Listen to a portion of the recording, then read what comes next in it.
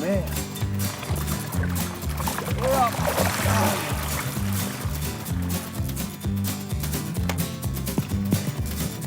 Oh.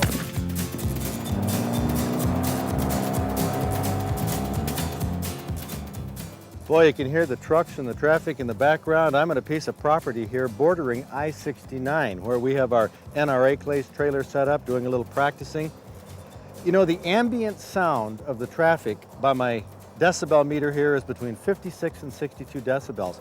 Went down in that woods down there and tested the sound of the shotgun from 600 feet away on the property line. It was only 64 decibels, hardly above the traffic sound. A lot of misconceptions people have about the nuisance side of shotgunning. It's not nearly what they think, but you stay tuned. I'm Fred Trost. We have a shooting show coming up here on the Practical Sportsman. Well, here's our poster for our Practical Sportsman's Fair, June 25th through the 27th at Bath High School. We have a lot of elements that we've had in the past fairs, including some new ones. Now, down here in the archery events, Saturday and Sunday only, the Flint Bowmen are coordinating the archery events. This is Ron Mast. Ron, you've been at our outdoor fairs up in Houghton Lake for many years. Then you had a couple years off. Livingston Archers came in, and now you're back again down here in Bath. A little closer to home. Yeah, I like that. Yeah, I like that. I think a lot of people are going to like it because it's close.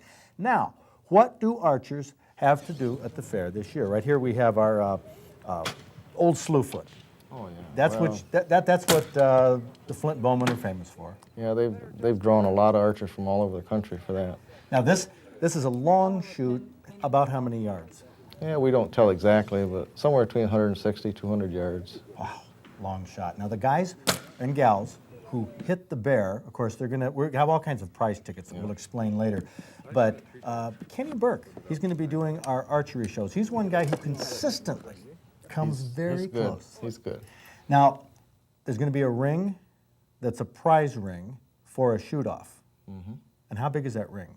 About 3 inches. Okay, and then there's going to be one within that we're going to have a special prize for. Right, it's just a little one. A little teeny ring that you can fit an arrow. Arrow will fit in. Right. Now that's the long bear shoot. And do you expect that most of the shooters who are competitive in this are going to be shooting overdraws and the high-tech equipment? Oh yeah, but there's still other people. Heck, I shot it with my longbow and hit it. You know, I mean, it's just the challenge of hitting something that far.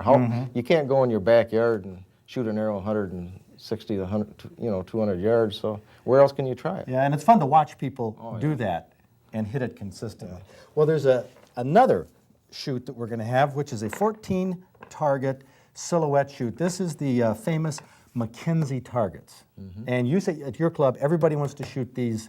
Well, I think all over the state, everybody likes them. They really. And why? They look so natural.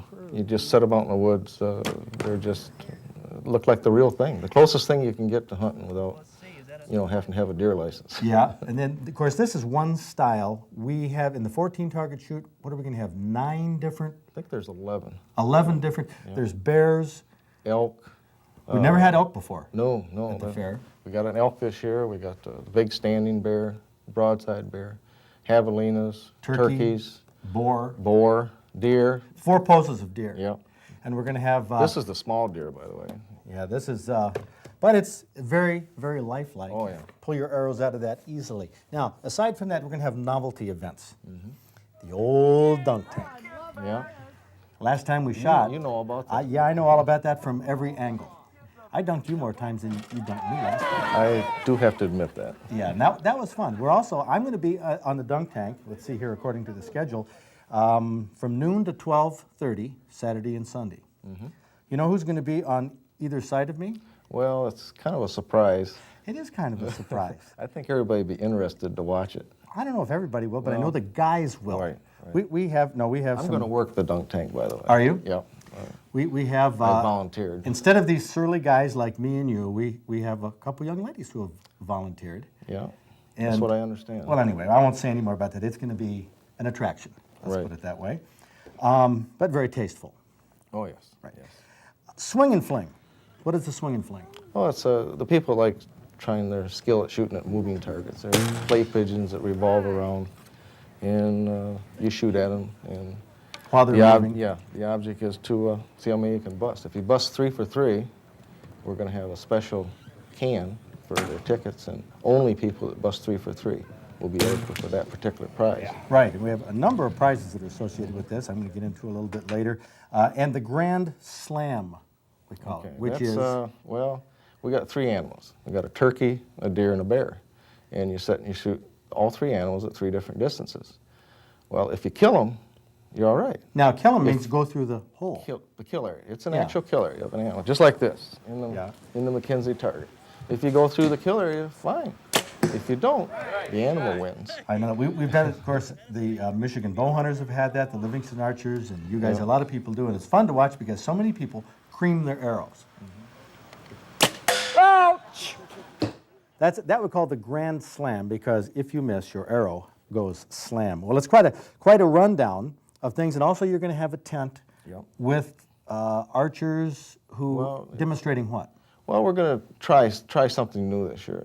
The how-tos and the helpful stuff. A lot of people don't know about how to fletch arrows and making strings and making arrows from scratch, straightening arrows, all this kind of stuff. Plus, we're going to have a bow tuning in there, which we're going to have a paper tester, arrow speed tester, which we're going to try to have some people with a little expertise to maybe help some people that's got some problems.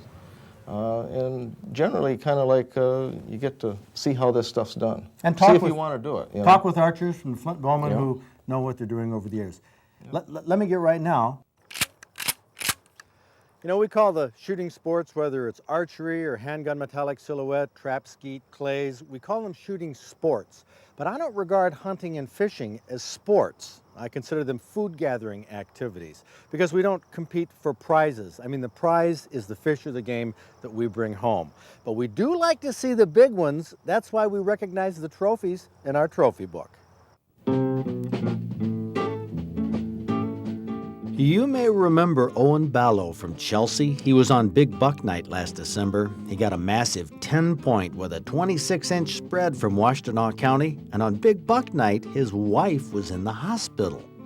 This is definitely cool. Look at the size of this rack. Man alive. This is a 10-point. This is all it is a 10-point? Just a 10-point. 6 on one side, 4 on the other. But I mean, what a massive rack. This is kind of an interesting scenario here. You were on our Big Buck Night. That's right. Yeah, so we taped that early. What happened on the 16th of November? On the 16th of November, I got a spike in the exact same spot that I shot this. Okay, but the 17th of November, I got this deer. Okay. Then what happened on the 10th when you were on Big Buck Night? On television was rolling. Where was your wife? My wife and I had a baby. Isn't that something? On Big Buck Night. On Big Buck Night. That's awesome. In fact, you even called in a pledge then. I sure did. You were so happy? Oh, well, you should be. Look at this buck. Well, Owen had quite a Big Buck Night, and for sharing his story and displaying his buck at the museum where you can see it 7 days a week, we'll make Owen Ballow our Realtree Practical Sportsman of the Week.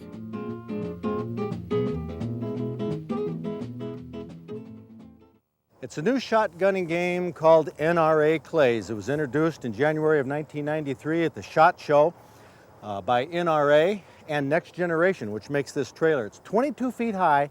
This is the first Pro Line 2 NRA Clay trailers of the new design in the state, and we have it here at the Practical Sportsman. Now, I'll show you how this works. This is a slick shotgun game. This has 3 tiers on it. On the first tier, there's 6 traps. And these traps throw targets in different directions. This is the standard situation that you would encounter maybe while hunting, and the birds might come out behind you, beside you, and be going away from you. So that's fairly common. And this looks a lot easier than it oftentimes is. I'll let them go one at a time. Here goes the first one. Oh. Yeah, well, it's easy, but they're going at different angles. The shooter's got to be quick. Now, to illustrate this, I'm behind the camera right now, and this is cameraman John Ford, who's behind the gun. Jason, are you ready pulling? Yep. Okay, we're going to take this station here where John walks, and I'll tell you when to throw, Jace. Throw the right one first for John. Go ahead and throw it now. Now the left one. Did you get that one, John? Yep. Yes, I did. All right. First take. Now you want to try doubles? Sure, let's True try doubles? Okay, load up true doubles. Jason's going to load true doubles. John loads while he's in the shooting station. You notice he's wearing ear protection, eye protection, blaze orange hat. Jace, you can throw these both at the same time. I predict, Johnny, Trapper ready? it's going to be tough. Okay, so John walks and Trapper throws them when he feels like it. Ho, ho, ho, ho. Too fast? That wind just dove them right to the ground. Yep, too fast for me. Fun to shoot at. I'll go up on the second tier. On the second tier, we have 12 traps. Now, these are covered right now with rain covers. 12 traps here that throw a variety of birds, sizes of birds in a variety of directions from a variety of stations. I'm going to skip this, get right up to the high level.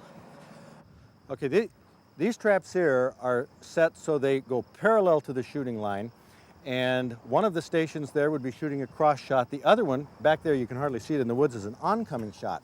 So show you what it looks like here, 22 feet high, to launch these. Now I could launch them both together, which is the most difficult shot, or one at a time, like this. There's one shot angling right in towards the station, and the other shot zings right in too. Okay, this is station 9 here in the woods, and this is the field of angle that John can shoot and see. So step right up there, John. I guess Jason is ready, and these should be angling in fairly close to us. Those should come right, just about right at the tree right here. Okay. Pull!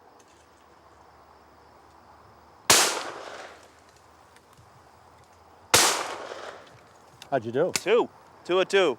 All right. I got lucky that time. Okay, this is going to be a true pair. I'm going to see how John does on these.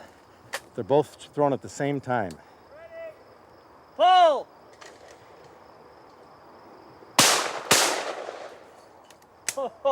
Did I hear one land Yeah. intact? Just a few feet from you right there, and it was perfectly intact. Pull!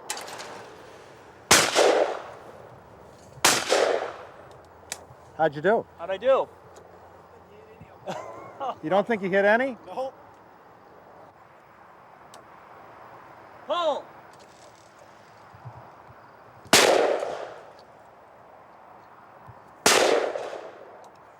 These are definitely the toughest stations on this course, I'll tell yeah? you right now. Yes. That's what it is. This is the NRA Clays Proline trailer. As I said, it's the first one of this new modern design here in Michigan. We're going to feature this at the shooting show at the Sportsman's Fair. It's going to be great. I tell you, this is one fun game.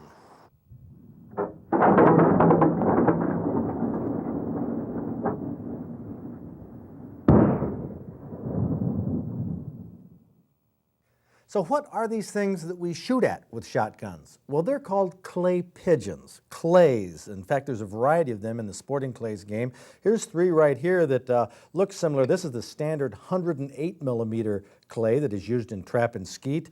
We have next to it what's called a midi. It's 90 millimeters. It looks like it's going a lot faster, gives a little illusion, and it also carries its velocity quite well. This is a mini. Now, this little teeny thing looks like it's flying at a high rate of speed, but it really isn't, and it slows down quickly. Shoot at them at close range, they're tough to hit. Now, here's a rabbit. Now, this is a clay that is made thin in the middle, and it has a big ring on the outside so it can roll along the ground. Fun to shoot at as it bounces along. This is a bat, too. Oh, these are fun. They zip along like that, very hard to hit. The wind catches them, and they tip up. So 5 different kinds of targets used in NRA clays. They're a lot of fun. You're going to see a lot more of them in the future. You know, a lot of people ask, what can they do? What can you do to help us here at Practical Sportsman get back on our feet like we have done? I mean, we've got the museum going, we've got the fair going, we've got our magazine rolling along, and we're back on our feet, but we can always use help. I mean, that's how these things come about. One thing you can do, if you watch this show on a public television station, some of these stations are having a little rough go of it, like we all are. So make sure you fulfill your pledge if you've made a pledge to a local public television station. And of course, if you watch the show on a commercial station, why, patronize our sponsors. That helps out too. That's what makes it all go around. We have a lot of prizes that we're going to have on our Sportsman's Fair. These come from a lot of different people, a lot of different organizations. If you want to participate by donating a prize, well, please, I mean, we could sure use that. And we have a lot of events coming up. We have people involved who are conducting a lot of these activities. People from Thompson Center are going to be here, and a lot of organizations. NRA is going to have representatives here as exhibitors. We have a trout pond. We have activities for the kids. Puppy Alley. If you have a puppy that you want to bring and be a part of it, make sure you contact us so you can get registered to bring your puppies here. You know, sell the puppies. That's always a lot of fun.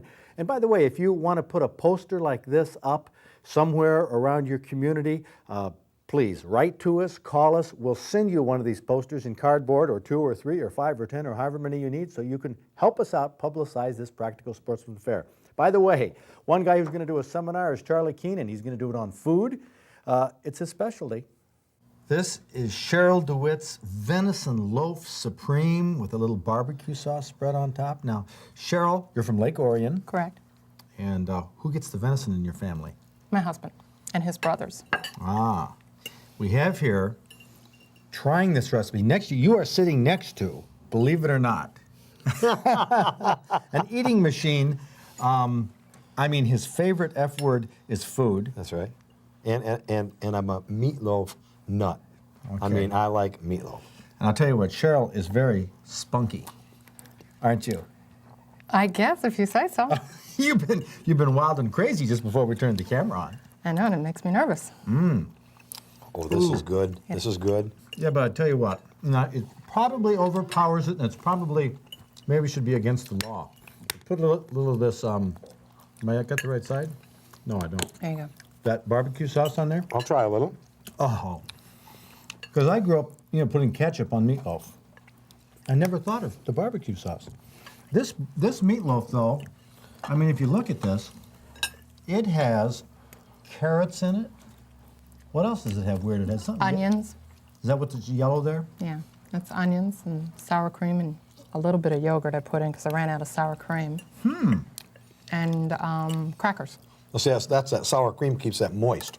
Is that And what it's that is? not dried out. That's what makes meatloaf very good.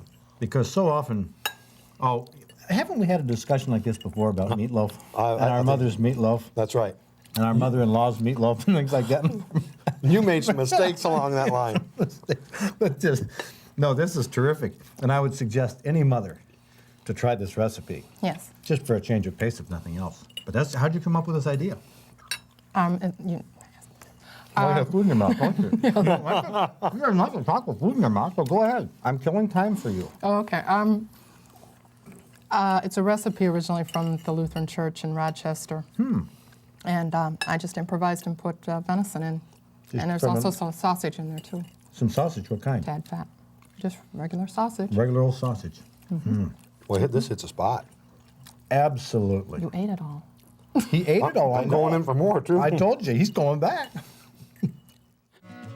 This recipe. I've never really slammed into a problem with anti-gun folks until the other night at a Zoning Board of Appeals meeting in Bath Township. Now, I have access to 16 acres of property by the I-69 Expressway, which is zoned Development District. Now, the property next door to this is also in the Development District. It's a farm field with some farm animals. And a quarter of a mile to the north is the local police pistol and rifle range, which is used constantly, and it's in a high-density residential district. But the board denied my request to put 4 white-tailed deer in a large field pen and operate 3D archery and NR clays course on this property next to the expressway. Now, this constant expressway traffic has a decibel level of between 55 and 60. And at the edge of the property, the decibel level of a shotgun shot is between 64 and 68. That's only a few decibels higher than the speeding cars and diesel trucks, and it's in the range of human conversation. But anti-gunners showed up at the meeting complaining about the sound of gunshots, the fear of an artillery range, and that their homes far from the site would be hit by shotgun pellets, which actually only carry 400 or 500 feet. So what am I going to do about setting up a shooting education center in the Lansing area?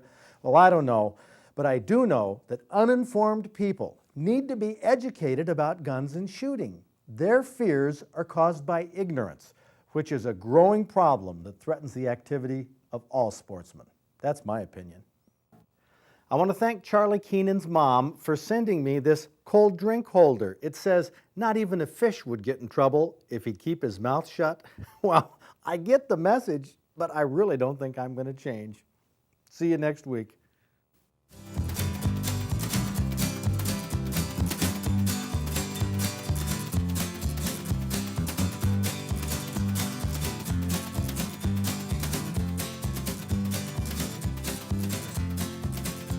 Next week on The Practical Sportsman, we'll visit the Ovid Elsie High School, where the shop class makes longbows, recurves, tree stands, hunting seats. Hey, you're going to wish you were back in high school in Ovid Elsie. I'm thinking about going back and picking up a few shop class credits myself. We're going to see if we can't get the teacher to come to the Practical Sportsman Fair to talk to other teachers about doing practical projects like this in school. Next week, we'll also give you some practical walleye fishing tips with the help of Mark Martin. This program is videotaped at the Practical Sportsman Museum in Bath, where you can see many of the trophy mounts and equipment we use on TV. So join me next week, right here, same time, same station, for a brand new edition of The Practical Sportsman.